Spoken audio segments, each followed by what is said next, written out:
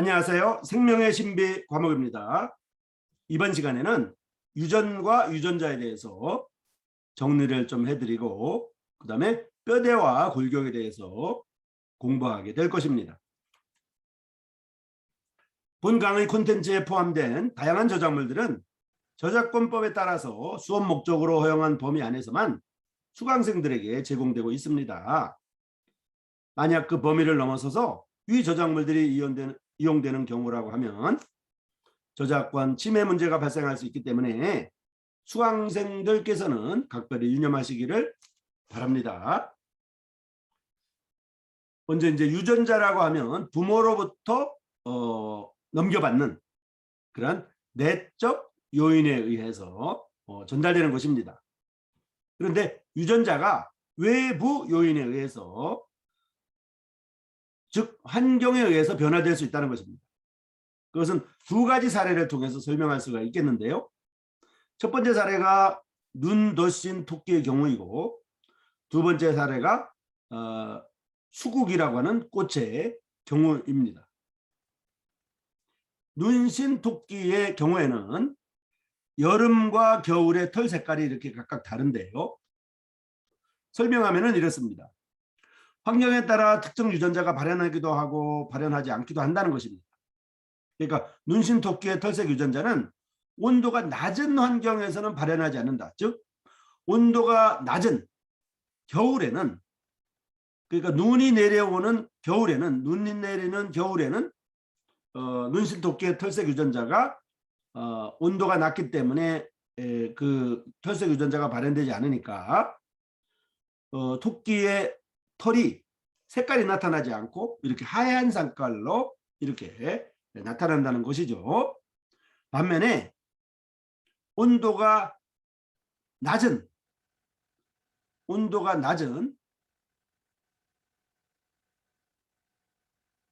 겨울에 비해서 온도가 높은 여름에는 이렇게 눈신 토끼의 털색 유전자가 발현되기 때문에 이런 고유한 색깔이 나타난다는 것입니다. 그래서 여름에는 털 색깔이 나타나고 겨울에는 털 색깔이 나타나지 않아서 하얗게 되는 것은 눈신 토끼의 털색 유전자가 온도가 낮은 환경에서 발현하지 않기 때문이다. 이런 얘기입니다. 아셨죠? 그래서 유전자의 발현이 이런 온도라고 하는 환경에 따라서 발현되기도 하고 발현되지 않기도 한다. 겨울에는 발현되지 않고 여름에는 발현된다는 것입니다. 또 한 가지 사례는 수국의 경우인데요. 수국의 꽃 색깔은 토양의 상태에 따라서 붉은색이 되기도 하고 푸른색이 되기도 합니다. 이것은 토양의 pH에 따라서 산성이냐 알칼리성이냐에 따라서 어떤 경우는 이제 이렇게 붉은색이 되기도 하고 어떤 경우는 또 이렇게 푸른색이 되기도 한다는 내용입니다. 그래서 산성과 알칼리성 토양에서 자란 수국의 꽃색에 변화가 있다는 것을 알려주고 있습니다. 즉 산성 토양에서는 붉은색을 떼고요. 그 다음에 염기성 토양에서는 주로 파란색을 뗀다는 것입니다. 그런데 같은 꽃인데도 말이죠. 다른 꽃이 아니고 같은 꽃인데도 불구하고 산성 토양에서는 붉은색을, 염기성 토양에서는 파란색을 나타낸다고 하는 것을 보여주고 있습니다. 이것이 이제 외부 요인, 즉 환경에서 유전자 발현이 각각 다르다고 하는 것에 대한 설명이 되겠습니다. 또 유전자의 발현 정도는 환경에 의해서 이렇게 변화가 되는데요. 많은 유전자들은 개체에 따라 발현 유무가 결정되기도 하고 발현 양상도 다르다고 하는 것을 알 수가 있습니다. 개체 내 여러 유전자와의 반응에 의한 것일 수가 있는데요. 유전자 발현의 변화는 종합적으로 침투도라는 것하고 발현도라는 것으로 나타낼 수가 있습니다. 자, 침투도라고 하는 것은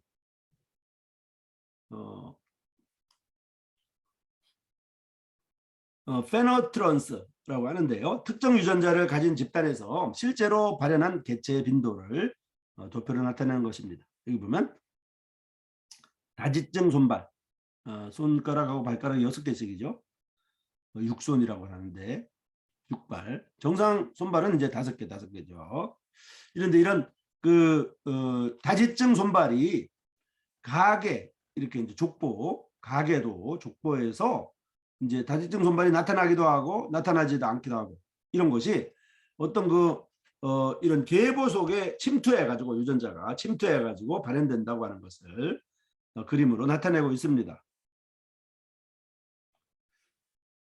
그다음에 이제 유전자 발현 정도는 환경에 의해서 변화될 수 있다는 것 중에 침투도 말고 발현도라고 하는 게 있습니다.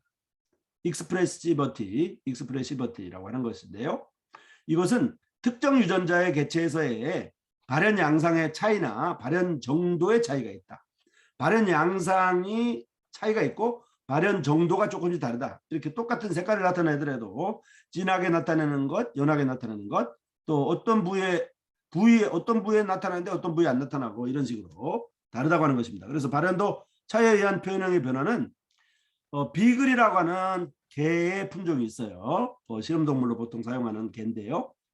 비글이라고 하는 개의 털색 유전자는 발현도가 100%가 아니라고 하는 것입니다. 그래서 동일 유전자형을 가진다고 할지라도 다양한 표현형을 보인다고 하는 것을 알려주고 있습니다. 자, 이렇게 이 유전자는 이제 환경에 따라서 이제 온도에 따라서 변화되기도 하고 pH에 따라서 변하기도 하고 pH 즉 산성이나 염기성 같은 pH에 따라서 유전자 발현이 변화되기도 하고 또 온도에 따라서 변화된다는 것을 알아봤습니다. 그리고 침투도라는 개념과 발현도라는 개념을 설명을 해드렸습니다. 그리고 이제 질병 유전자와 인류의 생존을 보면 유전적 이상에 의한 질환의 사례를 조금 살펴보면요. 조금 전에 살펴본 것 같은 다지증, 여분의 손가락, 즉 여분의 발가락이 있는 것. 그러니까 육손을 말합니다. 육발 이런 경우를 말하고요. 또 많이 알려진 것이 이제 연골 무형성증이라고 해서 연골이 형성이 안 돼가지고 외소증, 난쟁이, 외소증의 형태 이런 것도 이제 유전 질환이라고 볼 수가 있고요. 그다음에 이제 조로증이라고 있는데요. 조로증이라고 하는 것은 노화가 늙을 노자 그래가지고 빨리 늙는다는 것입니다. 심한 조기 노화 현상이 일어나는 거. 그다음에 헌팅턴병이라고 하는 것이 있는데 신경계의 퇴화에 대한 그런 유전병이 되겠습니다. 그다음에 근위축증이라고 있는데요. 점진적 근육 기능이 상실되는 근위축증. 이제 TV나 이런 뉴스에서 가끔 우리가 볼 수가 있죠. 그다음에 정녹색맹. 이거는 적색도 구별할 수 없고 녹색도 구별할 수 없는 증상인데요. 이것도 질병 유전자랑 관련되어 있고 유전적 이상에 의한 질환이라고 볼 수 있습니다. 그다음에 많이 알려진 혈우병. 혈우병은 손상된 혈액 응고 능력을 말하고 있습니다. 그다음에 이제 다운 증후군은 많죠. 다운 증후군은 정신적 장애이고 심장이 결함된 것을 말하고 있습니다. 그다음에 터너 증후군은 불임증을 나타내는 것이고요. 이와 같은 이런 유전적 이상에 의한 질환들을 잠깐 살펴보았습니다. 자, 그러면 뼈대와 골격에 대해서 살펴보도록 하겠습니다. 뼈대와 골격.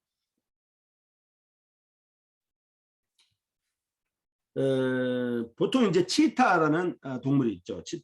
치타는 매년 사냥할 때 치타는 굉장히 빠르기 때문에 사냥할 때마다 성공할 것 같아도 실제로 성공을 많이 하지 않고 5번 이제 사냥을 시도했을 때 4번 정도는 실패한다고 합니다. 그러니까 5번 시도하면 1번 정도 성공하는 이런 정도의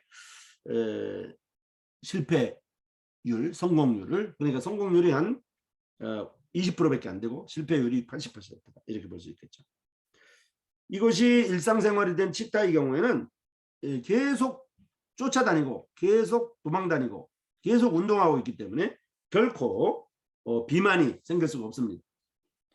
근데 비만이라고 하는 것은 인간과 또 인간들이 키우는 반려동물, 인간과 반려동물 또는 동물원 동물병원, 동물원 동물 이제 동물병원이 아니고 동물원에 있는 동물들, 동물원 동물, 동물원 동물과 반려동물과 인간. 그러니까 인간과 함께 생활해서 자기 음식을 먹기 위해서 자기가 노력하고 자기가 운동하고 쫓아다니고 쫓겨다니고 이렇게 하지 않고 음식을 섭취할 수 있는 인간이나 반려동물이나 동물원 동물의 경우에는 비만이 생긴다는 것입니다.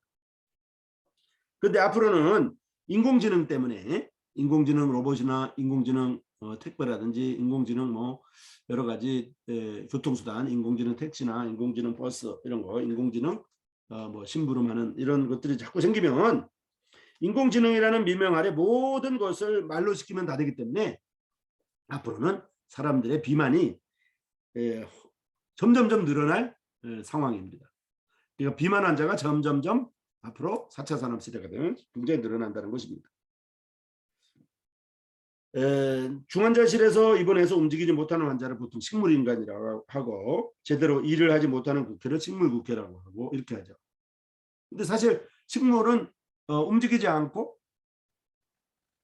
또 일하지 않고 그냥 가만히 있는 것이 식물이에요. 식물이 움직이면 동물이 돼버리죠. 동물은 움직이는 물건이고 식물은 심겨진 물건이니까 식물의 경우에 움직임이 있으면 자꾸 뿌리를 이쪽에서 파가지고 저쪽으로 옮기고 저쪽으로 옮기고 자꾸 그러면 죽는 거거든요. 근데 동물은 또 움직이지 않고 가만히 침대에 누워 있으면 병이 걸려서 죽는 거예요. 그러니까 동물은 동물대로 식물은 식물대로 있는데 만약 동물이 이렇게 또 사람이 이렇게 움직이지 않고 가만히 있는 이런 상태가 되면 식물 인간, 식물 동물이 되겠죠. 또 제대로 일을 하지 못하는 그런 국회를 식물국회라고 하는 것처럼요. 어쨌든 이제 식물은 동물과 달리 한 자리에 계속 머물러 있어야 된다는 것이고 동물은 머물러 있지 않고 계속 움직여야만 된다고 하는 것을 알 수가 있습니다. 이렇듯 동물의 가장 뚜렷한 특징은 운동입니다. 운동. 걷고 뛰고 하는 운동. 이것이 동물의 특징이거든요. 걷거나 뛰거나 헤엄치어 다니거나 기어다니거나 날거나 한 곳에 앉아서 입만 움직이더라도 계속 뭔가 움직이고 있는 거예요. 가만히 있어도 계속 말을 하거나 움직이는 거죠. 이렇게 운동을 위해서는 기관계가 필요하고요. 기관계 안에는 이제 어떤 신경계도 있고 근육계도 있고 소화계도 있고 여러 가지가 있겠죠. 이렇게 하는데 신경계는 근육계에 명령을 내리는 역할을 하고요. 근육계는 신경계의 명령에 따라서 실제로 움직이는 거죠. 그런데 근육에 의해서 생기는 힘은 척추동물에서 특히 뼈대계가 단단히 있는 뼈대계가 단단한 구조로 되어 있는 그러한 척추동물에서 운동을 일으키고 있습니다. 근육에 의해서요. 그래서 사람이 피아노를 칠 때 현란하게 손가락을 움직인다든지 또 가만히 살살 움직이는 그런 파충류나 어떤 이런 움직임이 거의 없는 동물이라고 할지라도 사실은 움직이는 것이 동물이거든요. 옮기는 것이 동물이거든요. 자, 그래서 사람의 뼈대는 몸통 뼈대와 팔다리 뼈대가 있는데요. 몸통 뼈대는 머리뼈하고 척추, 가슴 부리로 구성되어 있고 팔다리 뼈대는 팔다리와 어깨와 골반뼈로 되어 있습니다. 사람의 뼈는 어떻게 생겼냐면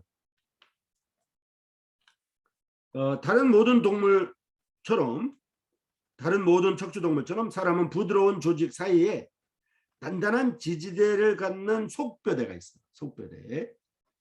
그 속뼈대 중에 속뼈대가 있고 그런 속뼈대가 이제 몸통뼈대와 팔다리 뼈대가 있는 거죠. 그리고 뼈의 바깥 표면을 감싸고 있는 섬유성 결합 조직이 골절이 되면 새로운 뼈를 형성할 수가 있습니다. 뼈의 양 끝부분은 물렁뼈로 되어 있는데 관절에 탄력을 제공하고요. 움직일 때 쿠션을 만들어서 뼈를 보호하기도 합니다.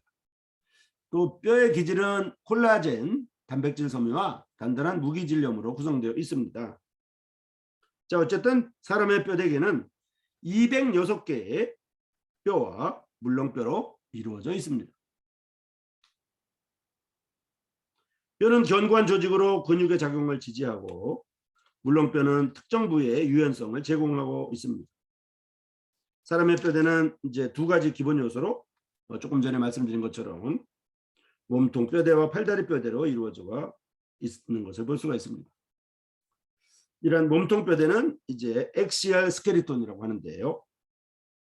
뇌를 보호하기 위해서 싸고 있는 머리뼈하고 그다음에 척수를 싸고 있는 척추라고도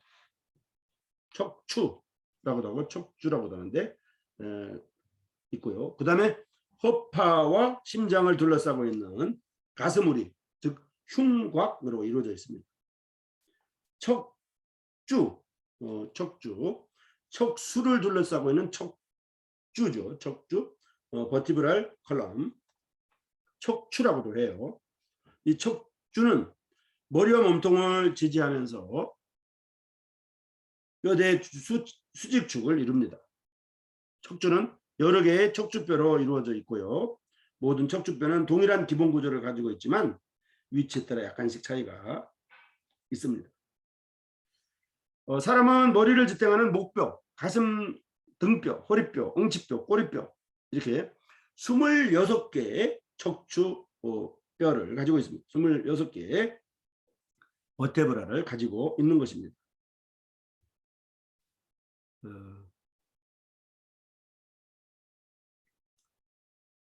어쨌든 엉치뼈는 여러 개의 척추뼈가 융합하여 골반의 일부를 이루고요.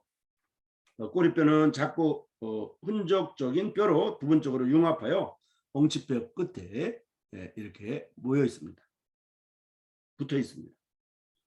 척추뼈 사이에는 이제 연골성 척추 사이 원반이라고 하는 것이 위치하는데 이 척추 사이 원반의 변형이 척추의 문제를 일으킵니다. 각 원반은 바깥에 질긴 섬유 연골이 위치하고 안쪽에는 탄력 있는 속질핵이 위치합니다.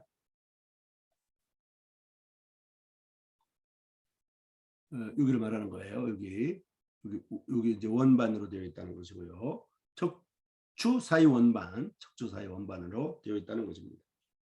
그리고 각 원반은 바깥에 질긴 섬유 연골이 위치하고 안쪽에는 탄력 있는 속질액이 위치한다 말씀드렸습니다. 나이가 들에 따라서 척추 사이 원반은 퇴행 변화를 겪습니다. 척추 사이 원반이 나이가 들면 퇴행 변화를 일으키는데요. 속질액은 견고함을 잃어버리고 바깥 섬유 연골층은 얇아져서 균열이 생깁니다. 따라서 높은 곳에서 뛰어내린다든지 무거운 물건을 든다든지 하게 되면 과도한 압력을 받게 되어서 바깥층이 찢어져서 속질액이 찢어진 틈으로 삐져나옵니다. 이렇게 하면 보통 우리가 얘기하는 디스크가 생기는 거죠. 그 디스크를 이제 한국말로 하면 척추 사이 원반 파열증입니다. 이걸 한자로 하면 추간판 탈골증이라고 하거든요. 추간판 탈골증이라고 하는데 척수 사이 원반 파열증 이렇게 합니다. 럽처드 디스크. 이제 일반적으로 디스크라고 이렇게 하는 거죠. 이렇게 해가지고 이제 빠져나온 속질액이 주변에 있는 척수와 척수 신경을 누리게 되고 사람은 이제 통증을 느끼는 거죠. 등이 아픈다든지 허리가 아프다든지 이렇게 되는 거. 또 목에도 이제 목뼈에도 이제 이렇게 디스크가 생기거든요. 그래서 신경이 눌려서 감각과 운동에 이상을 초래합니다. 이렇게 척추 사이 원반의 문제를 일으키는 척추 사이 원반 파열증, 즉 추간판 탈출증 또는 디스크는 네발 짐승에서는 나타나지 않습니다. 네발 짐승에서 사람처럼 머리의 무게가 척추에 가해지지 않기 때문에 머리의 무게가 척추에 가해지지 않기 때문에 네발 동물에서는 디스크가 있지 않아요. 그런데 사람은 직립하면서 척수 사이에 있는 원반이 이제 위에서 무게가 내려오니까 머리 무게가 척수 사이 원반으로 무게가 내려오니까 사람은 그래서 직립하면서 걸어가니까 척수 사이에 있는 원반이 뒤로 빠져나오면서 이렇게 디스크가 생긴다고 하는 것입니다. 아셨죠? 이렇게 이제 사람의 뼈대는 이렇게 많이 있는데요. 특별히 그 가운데 척추에 대해서 말씀드렸고요. 척추에 있는 주간판 탈골증, 즉 럽처드 디스크, 척추 사이 원반 파열증에 대해서 말씀을 드렸습니다. 자, 여기 보면 긴 뼈에는 치밀뼈가 있는데 중한 공간을 둘러싸며 이 공간에는 지방이 저장되어 있는 황색 골수가 있습니다. 뼈의 안끝은 표면에는 얇은 치밀뼈이고 내부는 해면뼈로 혈구를 생성하는 족색 골수가 공간을 채우고 있죠. 긴 뼈, 장뼈이죠. 장뼈, 장골이죠. 장골. 그 다음에 이제 사람의 경우에는 20대가 될 때까지 이제 29살 때까지 이런 말이죠. 20대가 될 때까지 보통 이제 20살까지 굉장히 많이 자라죠. 그리고 20살부터는 거의 안 자라지만 20살부터 30살까지도 계속 자라가요. 그리고 30살이 지나면 이제 거의 다 자란 상태가 되는 거죠. 일반적으로는 한 20살 되면 거의 다 키가 자랐고 20살부터 30살까지는 안 자라는 것 같아도 조금씩 자란다. 이렇게 볼 수 있습니다. 그래서 사람은 20대가 될 때까지 뼈세포는 많은 기질을 분비하면서 뼈 질량은 계속 증가합니다. 그렇지만 나이가 들면 뼈를 만드는 세포의 활성은 감소하게 되고요. 그로 인해서 뼈 질량은 점점 감소합니다. 신체는 정상적인 움직임에서 오는 뼈의 미시적인 골절을 계속적으로 보수해야 되는 것입니다. 수리해서 써야 되는 거죠. 뼈는 호르몬의 신호에 따라서 이렇게 만들어지고 또 호르몬의 신호에 따라서 제거되기도 합니다. 뼈는 몸의 대부분 칼슘을 저장하면서 세포 박체에 들어있는 칼슘과 역동적인 평형 상태를 유지합니다. 혈중 칼슘 농도를 조절하는 부갑상선 호르몬, 갑상샘 호르몬, 갑상샘 호르몬이나 갑상선 호르몬이나 같은 거예요. 이 혈중 칼슘 농도를 조절하는 부갑상샘 호르몬은 장으로부터 칼슘의 흡수를 증가시키고 뼈로부터 칼슘의 방출을 증가시켜서 혈중 칼슘 농도를 상승시킵니다. 그 다음에 성호르몬인 에스트로겐과 또 테스토스테론, 성호르몬인 에스트로겐과 테스토스테론 같은 경우는 에스트로겐은 이제 여성 호르몬이고 테스토스테론은 남성 호르몬이죠. 성호르몬 같은 경우에는 뼈 기질의 축적을 증가시킵니다. 그래서 뼈의 순환 과정에 관여하고요. 그 다음에 이제 스트레스 호르몬인 코티솔이라고 하는 것은 반대로 기질 축적을 더디게 만들어줍니다. 이렇게 해가지고 사람의 뼈가 어떻게 생겼는지에 대해서 살펴보았습니다.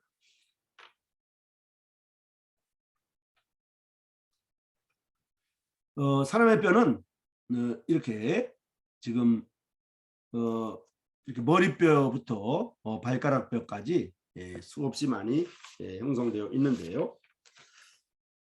사람의 뼈대는 206개의 뼈대로 구성되어 있다고 말씀을 드렸습니다. 206개의 뼈로 구성되어 있다 말씀드렸고요.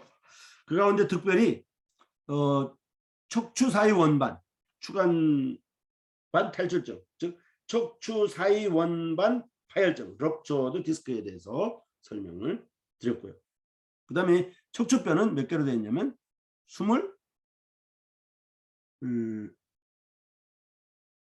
26개로 되어 있습니다. 26개로 되어 있습니다. 여기는 지금 19개, 24개로 되어 있는데요. 24개로 되어 있는데 이제 여기 24개하고 더하기 엉치뼈하고 꼬리뼈까지 26개라고 볼 수가 있습니다. 여기 12개에서 7개 더하면 19개죠. 그 다음에 5개 더하면 24개에다가 엉치뼈, 꼬리뼈까지 26개의 척추뼈, 버테브라를 형성하고 있다는 것을 말씀드릴 수가 있습니다. 자, 그리고 이 시간에는